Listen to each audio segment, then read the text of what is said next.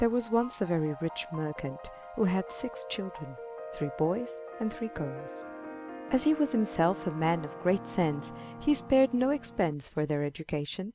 The 3 daughters were all handsome, but particularly the youngest. Indeed, she was so very beautiful that in her childhood every one called her the Little Beauty, and being equally lovely when she was grown up, nobody called her by any other name, which made her sisters very jealous of her. This youngest daughter was not only more handsome than her sisters, but also was better tempered. The 2 eldest were vain of their wealth and position.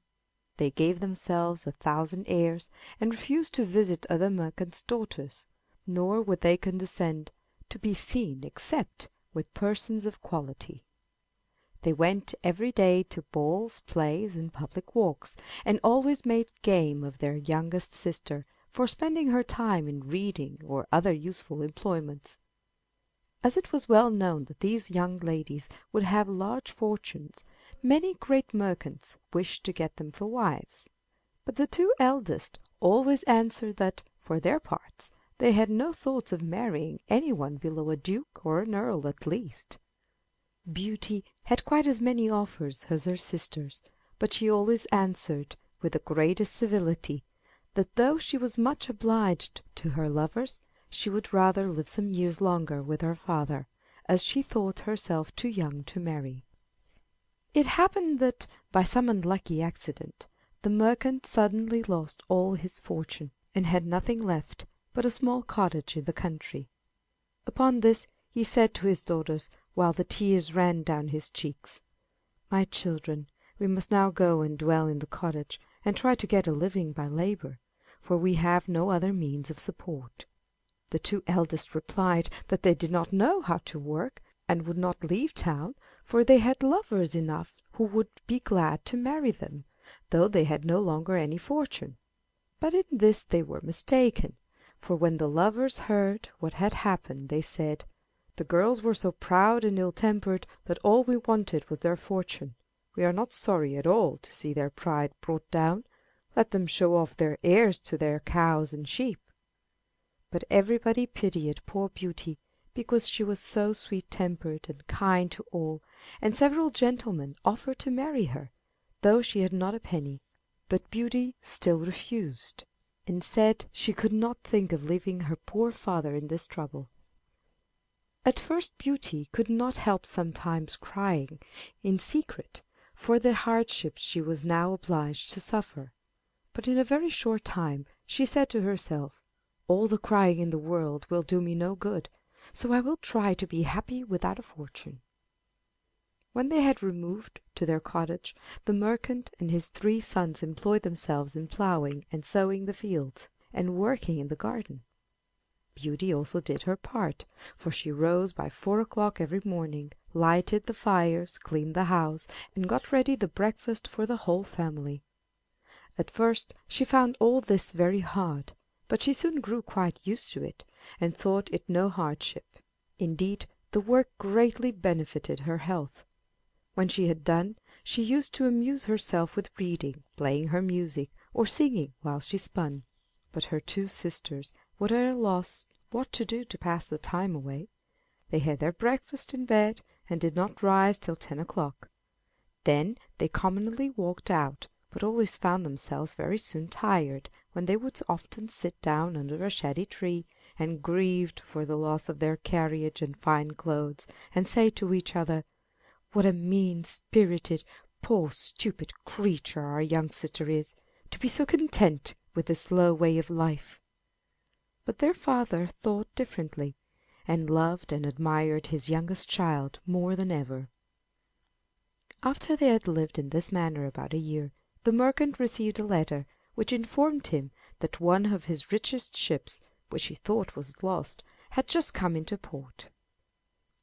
This news made the 2 eldest sisters almost mad with joy, for they thought they should now leave the cottage, and have all their finery again. When they found that their father must take a journey to the ship, the 2 eldest begged he would not fail to bring them back some new gowns, caps, rings, and all sorts of trinkets. But Beauty asked for nothing, for she thought in herself that all the ship was worth would hardly buy everything her sisters wished for. "Beauty," said the merchant, "how comes it that you ask for nothing? What can I bring you, my child?" "Since you are so kind as to think of me, dear father," she answered, "I should be glad if you would bring me a rose, for we have none in our garden."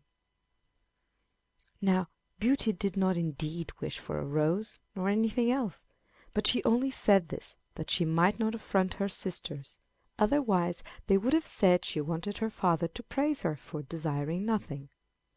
The merchant took his leave of them, and set out on his journey, but when he got to the ship some persons went to law with him about the cargo, and after a deal of trouble he came back to his cottage as poor as he had left it. When he was within 30 miles of his home, and thinking of the joy of again meeting his children, he lost his way in the midst of a dense forest. It rained and snowed very hard, and besides the wind was so high as to throw him twice from his horse. Night came on, and he feared he should die of cold and hunger, or be torn to pieces by the wolves that he heard howling around him. All at once he cast his eyes towards a long avenue, and saw at the end a light, but it seemed a great way off. He made the best of his way towards it, and found that it came from a splendid palace, the windows of which were all blazing with light. It had great bronze gates standing wide open, and fine courtyards, through which the merchant passed, but not a living soul was to be seen. There were stables too, which his poor starved horse, less scrupulous than himself, entered at once, and took a good meal of oats and hay. His master then tied him up, and walked towards the entrance hall, but still without seeing a single creature. He went on to a large dining parlor, where he found a good fire, and a table covered with some very nice dishes, but only one plate with a knife and fork. As the snow and rain had wetted him to the skin, he went up to the fire to dry himself.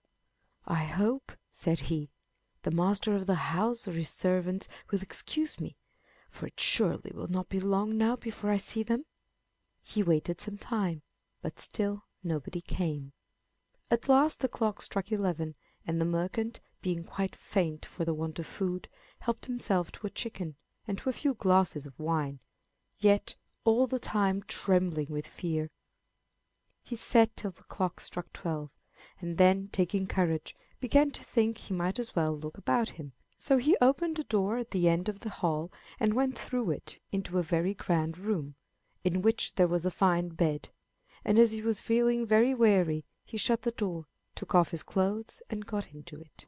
It was 10 o'clock in the morning before he awoke, when he was amazed to see a handsome new suit of clothes lay ready for him, instead of his own, which were all torn and spoiled.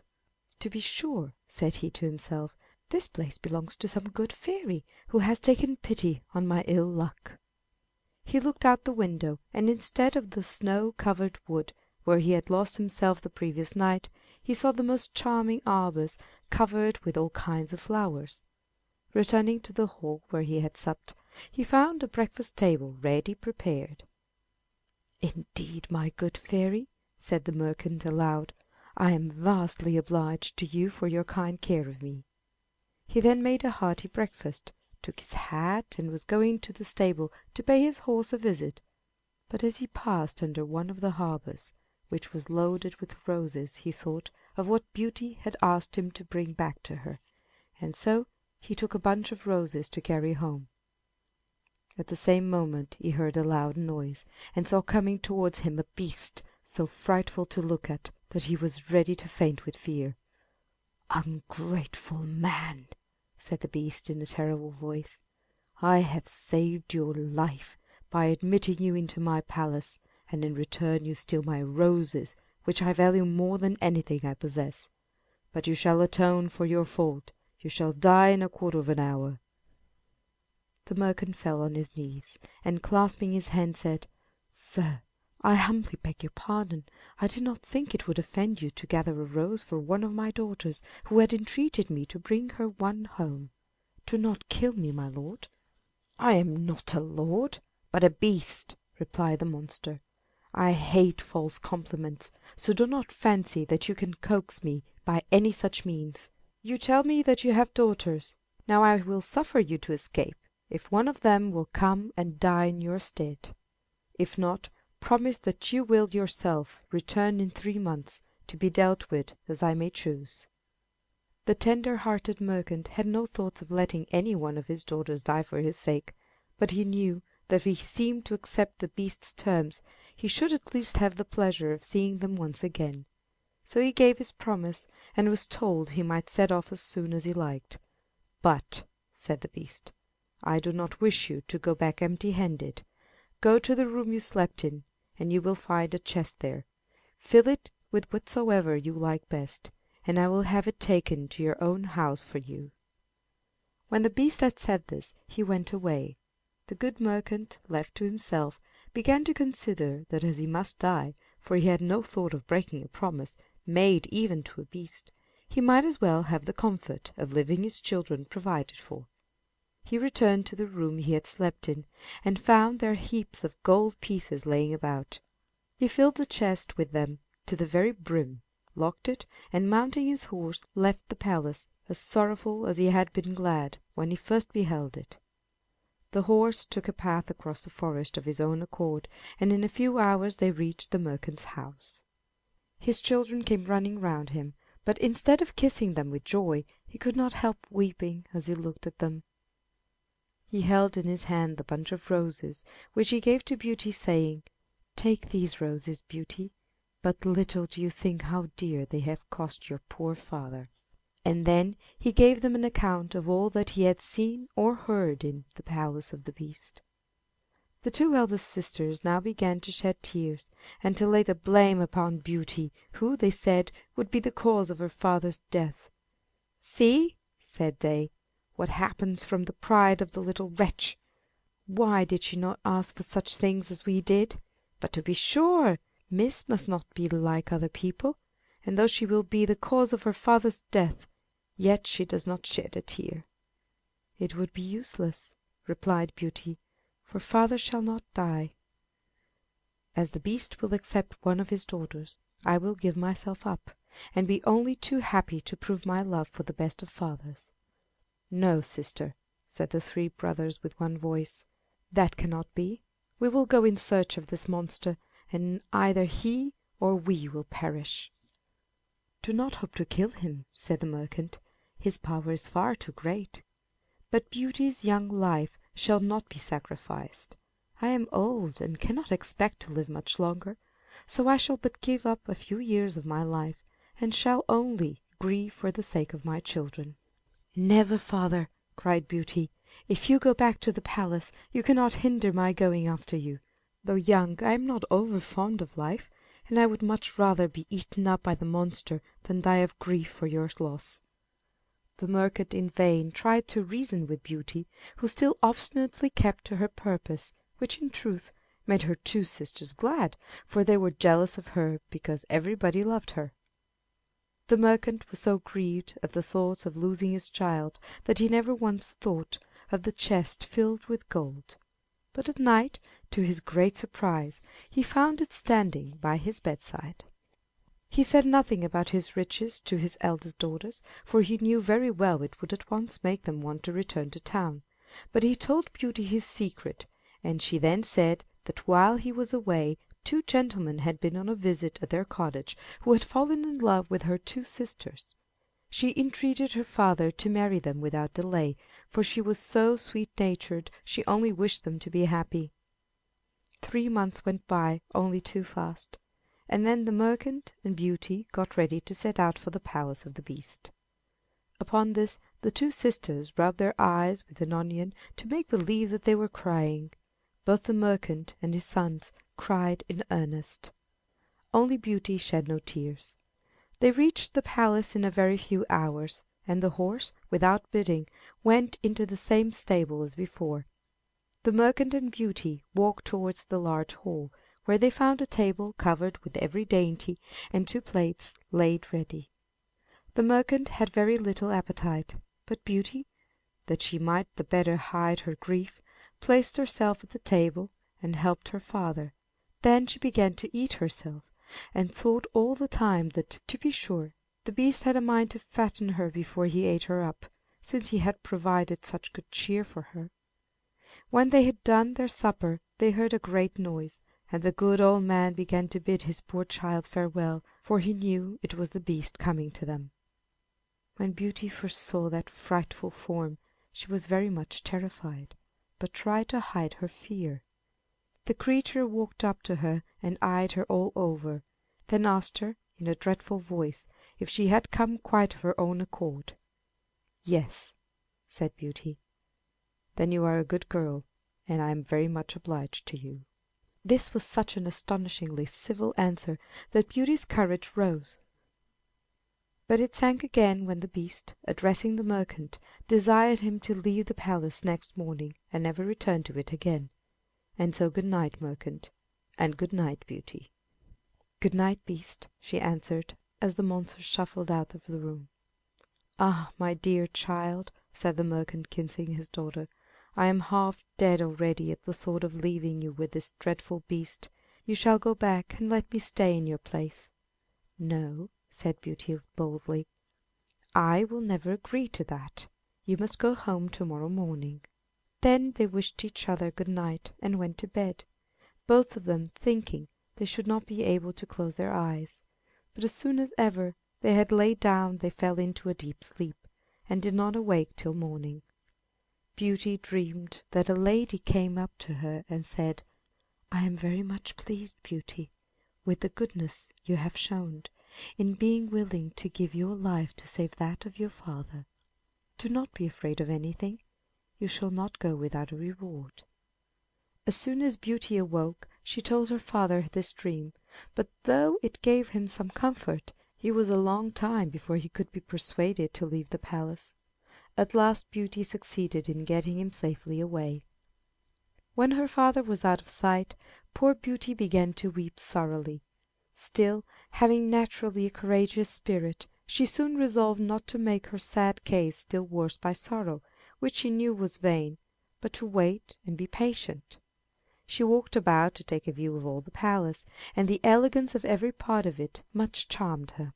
But what was her surprise when she came to a door on which was written "Beauty's Room." She opened it in haste, and her eyes were dazzled by the splendor and taste of the apartment. What made her wonder more than all the rest was a large library filled with books, a harpsichord, and many pieces of music. "The beast surely does not mean to eat me up immediately," said she. "Since he takes care I shall not be at a loss how to amuse myself." She opened the library and saw these verses written in letters of gold on the back of one of the books: "Beauteous lady, dry your tears. Here's no cause for sighs or fears. Command as freely as you may, for your command and I obey." "Alas!"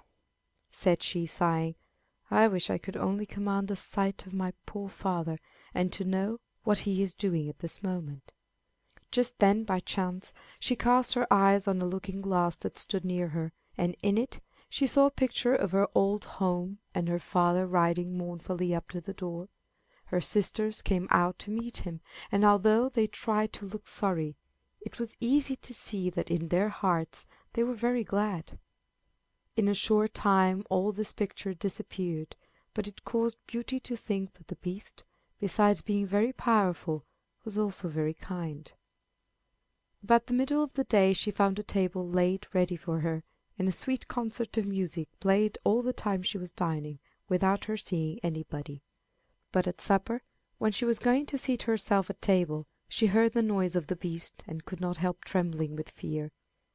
"Beauty," said he, "will you give me leave to see you sup?" "That is as you please," answered she, very much afraid. "Not in the least," said the beast.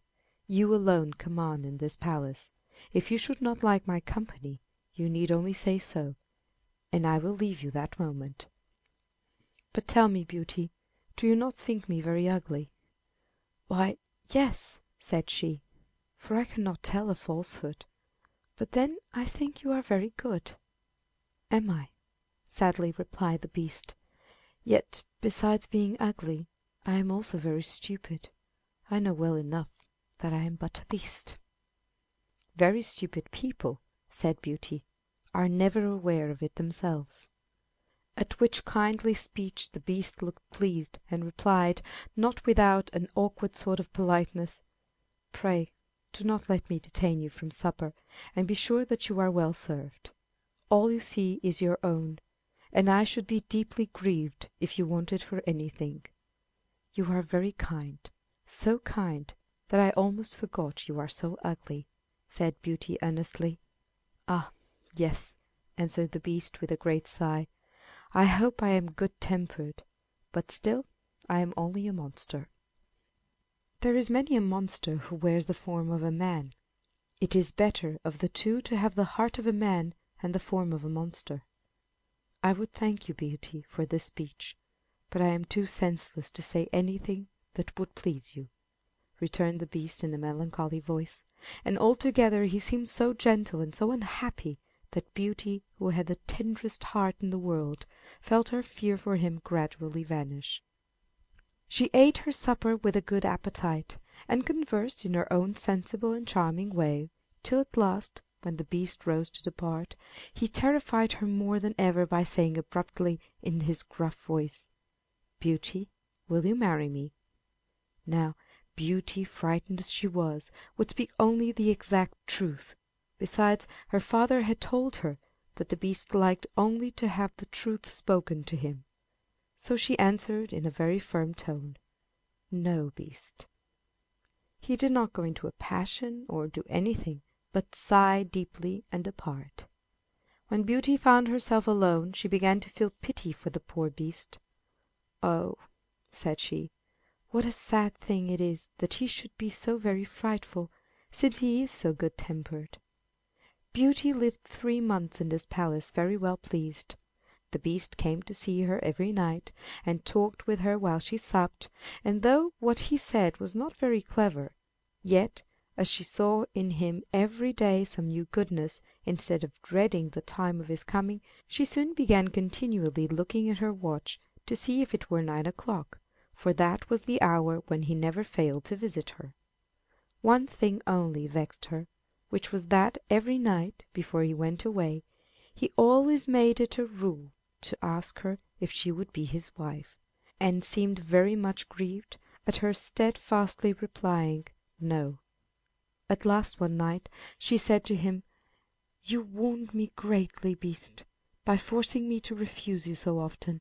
I wish I could take such a liking to you as to agree to marry you, but I must tell you plainly that I do not think it will ever happen.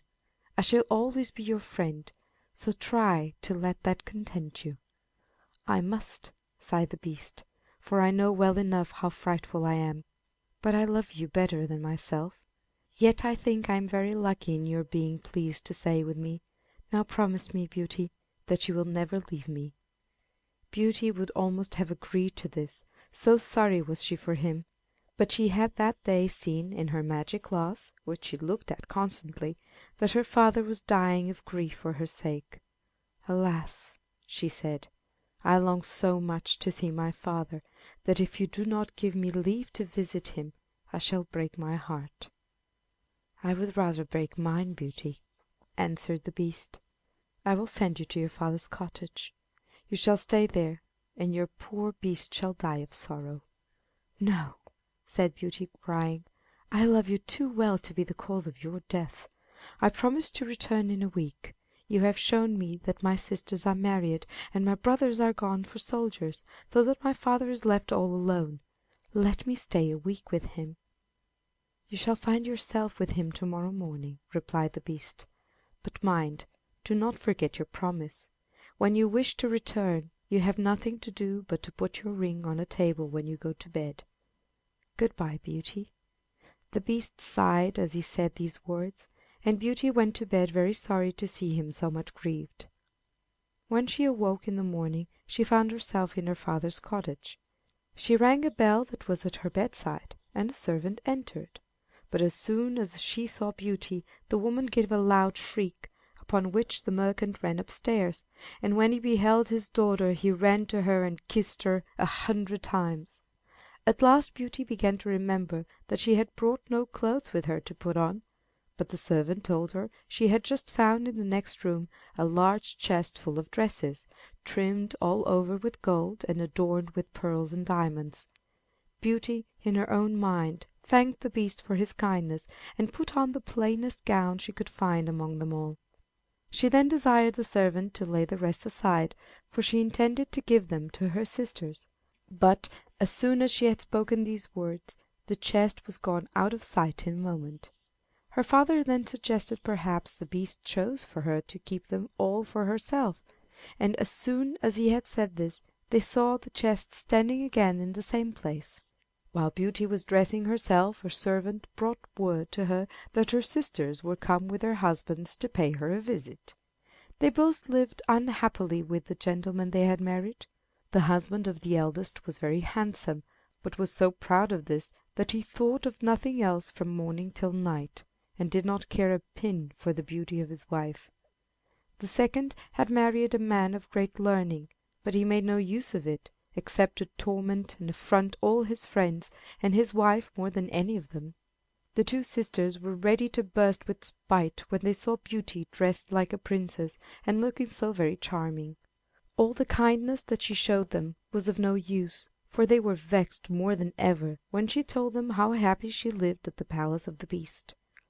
The spiteful creatures went by themselves into the garden, where they cried to think of her good fortune.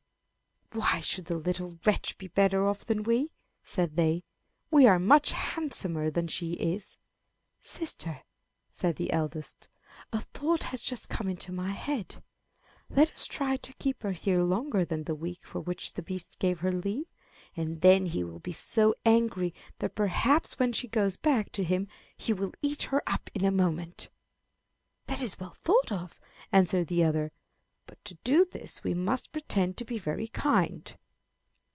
They then went to join her in the cottage, where they showed her so much false love that Beauty could not help crying for joy.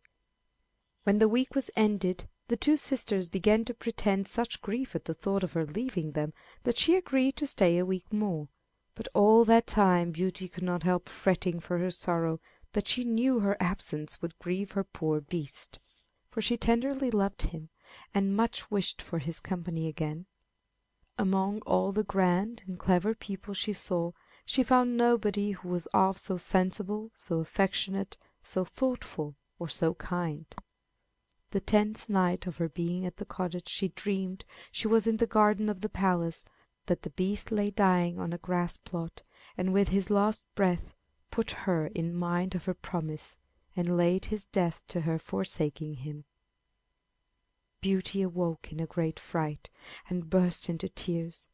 "Am not I wicked," said she, "to behave so ill to a Beast who has shown me so much kindness? Why will I not marry him? I am sure I should be more happy with him than my sisters are with their husbands. He shall not be wretched any longer on my account, for I should do nothing but blame myself all the rest of my life." She then rose, put her ring on her table, got into bed again, and soon fell asleep. In the morning she with joy found herself in the palace of the Beast. She dressed herself very carefully that she might please him the better, and thought she had never known a day pass away so slowly. At last the clock struck 9, but the Beast did not come. Beauty, dreading lest she might truly have caused his death, ran from room to room calling out, "Beast, dear Beast!" but there was no answer. At last she remembered her dream, rushed to the grass plot, and there saw him lying apparently dead beside the fountain. Forgetting all his ugliness, she threw herself upon his body, and finding his heart still beat, she fetched some water and sprinkled it over him, weeping and sobbing the while. The Beast opened his eyes. "You forgot your promise, Beauty, and so I determined to die, for I could not live without you. I have starved myself to death, but I shall die content, since I have seen your face once more." "No, dear Beast," cried Beauty passionately. "You shall not die. You shall live to be my husband. I thought it was only friendship I felt for you, but now I know it was love." The moment Beauty had spoken these words the palace was suddenly lighted up, and all kinds of rejoicings were heard around them, none of which she noticed, but hung over her dear beast with the utmost tenderness. At last, unable to refrain herself, she dropped her head over her hands, covered her eyes, and cried for joy. And when she looked up again, the beast was gone. In his stead, she saw at her feet a handsome, graceful young prince, who thanked her with the tenderest expression for having freed him from enchantment. "But where is my poor beast? I only want him and nobody else," sobbed Beauty. "I am he," replied the prince. "A wicked fairy condemned me to this form, and forbade me to show that I had any wit or sense till a beautiful lady should consent to marry me. You alone, dearest Beauty, judged me neither by my looks nor by my talents, but by my heart alone. Take it then, and all that I have besides, for all is yours."